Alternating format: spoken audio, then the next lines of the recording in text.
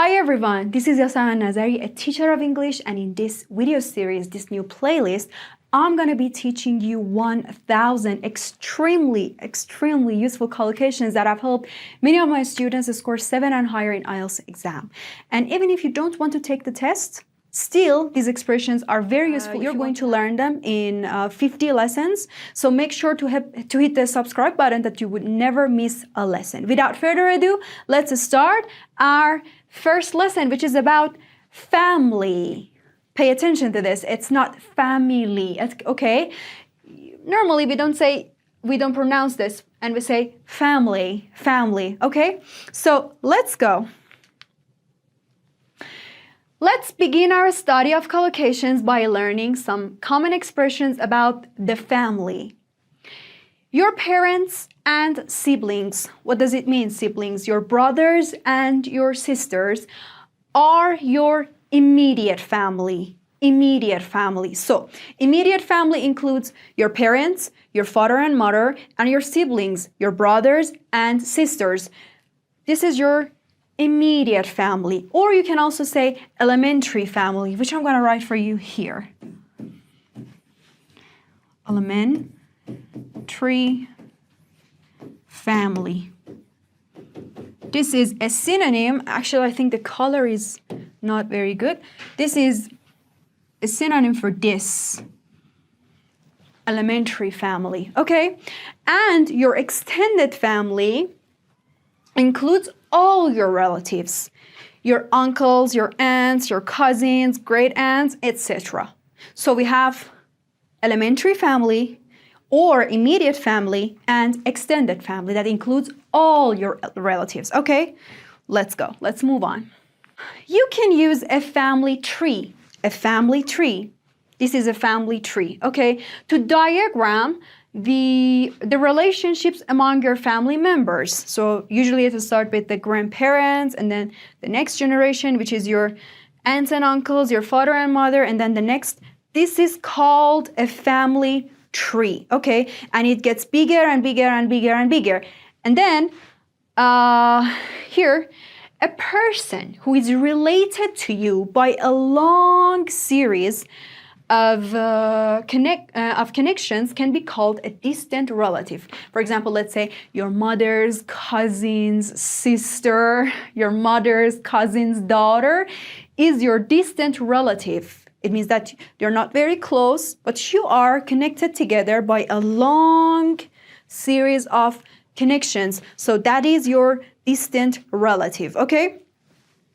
Many people actually are connected with they keep in touch with their distant relatives, like us, our family. We keep in touch with them, and we go on trips together. We go to each other's wedding parties. So we're connected. I don't know about you. Tell me in the comments below. So, next. If you are lucky, which I hope you are, you have a loving family or a close-knit family, okay? These expressions refer to a family that has good relationships, where everyone loves each other and helps each other. So, I hope that all of you come from a loving family or a close-knit family. If you were raised in a loving family, then you probably had a carefree childhood. It means that you had nothing to worry about, And I remember that on my IELTS exam test, the actual examiner asked me about my family, and I actually used all of these expressions in my speaking, and I got 8.5 on my test. So a carefree childhood. Okay, so if you have a loving family or a close-knit family, then you probably had a carefree childhood. You can say, growing up, I had a carefree childhood. But on the other hand, a family in which the relationships are bad or unhealthy, there's always fighting, there's always arguments, can be called a dysfunctional family. If the children experience abuse, poverty, or problems with the law, we can say they had a troubled childhood. Sometimes I read the biographies of celebrities and the actors and actresses, and they say that they had a troubled childhood. They have been raped, or I don't know, they had some problems growing up. So I hope that nobody experienced this, but if you had a bad childhood, you can say, I had a troubled childhood. Okay, let's move on. So look at this picture. What's going on here? Let's see. Perhaps the parents went through a bitter divorce. A bitter divorce. That means a separation in which there were bad and angry feelings between the husband and wife. It is also possible to have a messy divorce. So you can say a bitter divorce or a messy divorce, with a prolonged legal battle involving lots of conflicts about the separation of the former couple's assets. What's the meaning of assets? Money and possessions. For example, your house, your car, your office, these are all your assets, the things that you have, it's for you, okay? Your money, your possessions.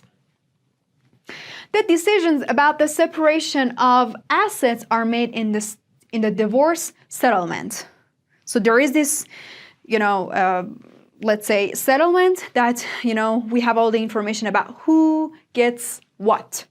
For example, the house is going to be for the wife, or the car is going to be for the husband. The separation of the assets are in that settlement, which is called a divorce settlement.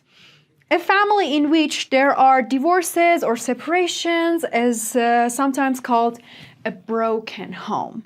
For example, you can say, this child is coming from a broken home, which is very sad. Makes me really despondent. Okay, so sometimes the mother and father fight over the custody of the children. The custody of the children, what does that mean? That refers to who has the primary responsibility of caring for the kids. A judge can grant joint custody. Joint custody, what does that mean?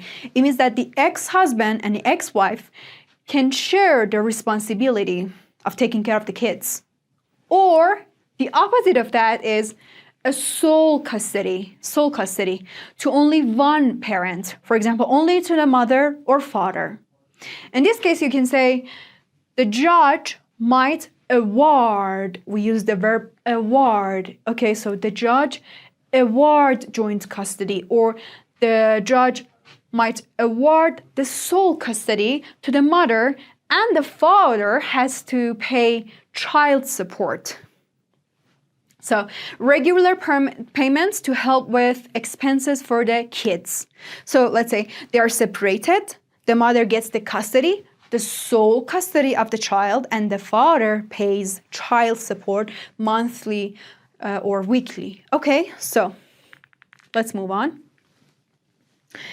If it was a mutual divorce or a mutual separation, that means that the ex-wife and ex-husband and ex-wife agreed to separate without fighting. Then they will probably stay on good terms with each other.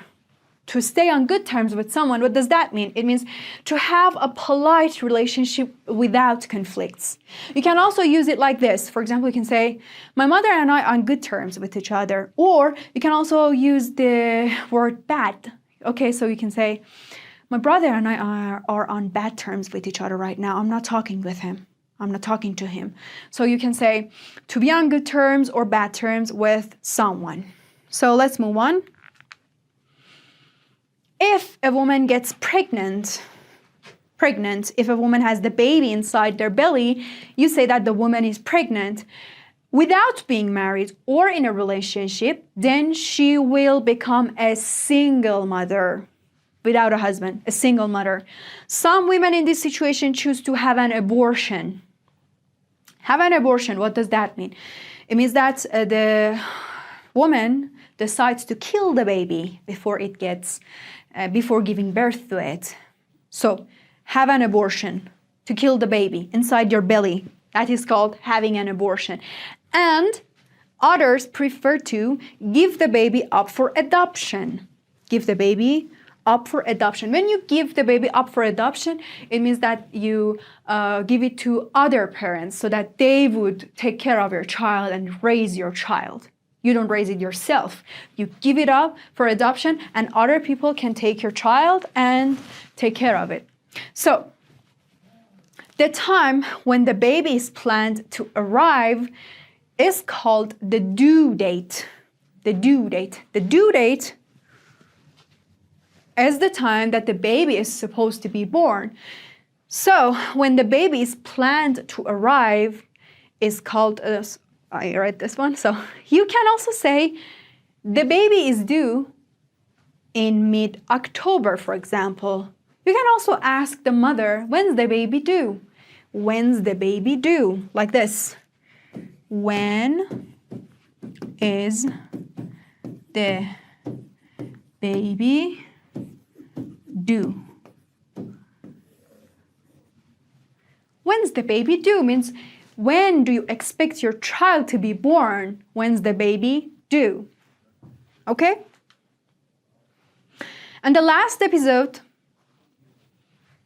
after the woman has the baby or gives birth to the baby is given to adoptive parents. Look at them. They're not the real parents. They're adoptive parents because they adopted this child. So a verb that we use for getting a child from other, parents, we say adopting a child. Okay? So who will raise the child or bring up the child as if it were their own. Sometimes when the adopted child is older, he or she tries to find their birth mother or their biological mother. Okay? So here we have adoptive parents, adopted child, which is adopted, and then these are not real parents, they're adoptive parents. His or her real mother is called their birth mother or biological mother. So let's recap the expressions that we've learned. Let's go. So first we have immediate family or elementary family. Repeat after me. Say immediate family, elementary family, extended family, a family tree, a distant relative, a loving family or a close-knit family, a carefree childhood, a dysfunctional family, a troubled childhood, a bitter divorce, a messy divorce, divorce settlement, a broken home, custody of the children, grant joint custody, sole custody, award sole custody, pay child support, a mutual divorce, a mutual separation, stay on good terms with each other, gets pregnant, a single mother, have an abortion, give the baby up for adoption, due date, baby is due, has the baby or gives birth to the baby, adoptive parents, raise the child or bring up the child, adopted child, birth mother or biological mother. So, my recommendation for you to practice these lessons is that you study them once, you write them down, you jot down whatever you hear with the meanings and everything, and then you try to make up a story. You have to try to personalize all the expressions and make real life examples so that you stick all of these expressions into your mind. Don't underestimate making sentences. This can really help you. So I recommend you make your own sentences. I hope that you enjoyed this lesson. This is my Instagram account, English Yossi. You can follow me if you like it, and like this video if you liked it.